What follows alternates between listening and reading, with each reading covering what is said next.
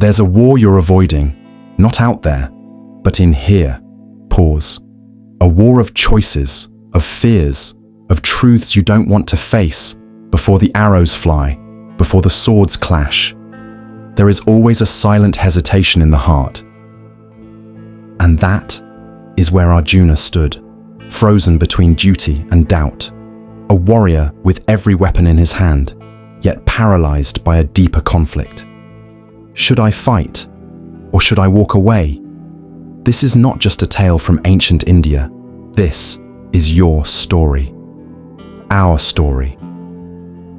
Today on Wisdom Path, let's enter the battlefield within and discover what Arjuna's crisis reveals about the war we all must eventually fight.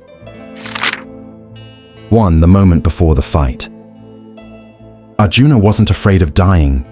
He was afraid of becoming someone he didn't recognize, a killer, a destroyer, a man who had to hurt others for the greater good. But let's go deeper.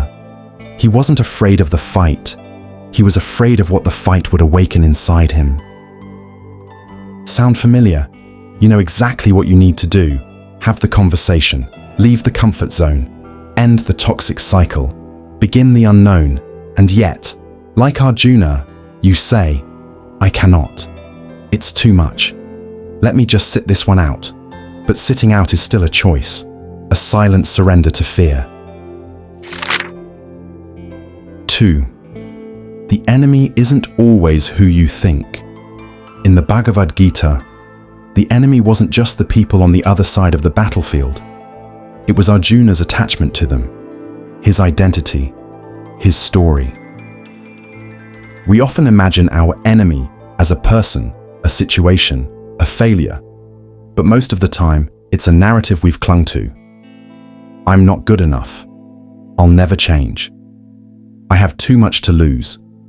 These beliefs sit inside your head like an army in formation, and until you question them, you'll never even enter the field. 3. Krishna's whisper, a call to alignment. Krishna doesn't tell Arjuna to fight for glory or for revenge. He tells him to fight because it is his dharma, his inner truth, his cosmic responsibility. That's the lesson. Courage is not about rage. Wisdom is not about escape. It's about alignment, doing what your deeper self knows is right, even if your ego screams in protest. Krishna's message is simple but brutal. You are not the mind. You are not the fear. You are the witness. Now act from that space. 4. The modern battlefield. Today, there are no arrows, but there are bills, deadlines, toxic relationships, hidden traumas, lost dreams. And still, the question remains, will you pick up your sword? Will you face the version of yourself that you've buried under distractions, doubts, and denial? There's a silent Arjuna in every soul, standing still at the edge of transformation. What would it look like if you stopped avoiding? 5.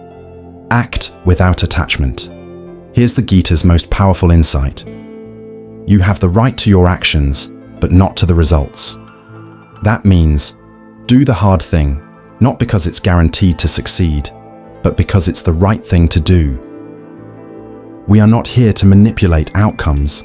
We are here to act in truth and let go of the rest. Let go of control. Let go of validation. Let go of fear of failure. Just act with presence, with honor, with love. That's how warriors of consciousness are made. So, what is your Kurukshetra? Where is the field you're refusing to enter? Remember, avoiding the battle doesn't bring peace.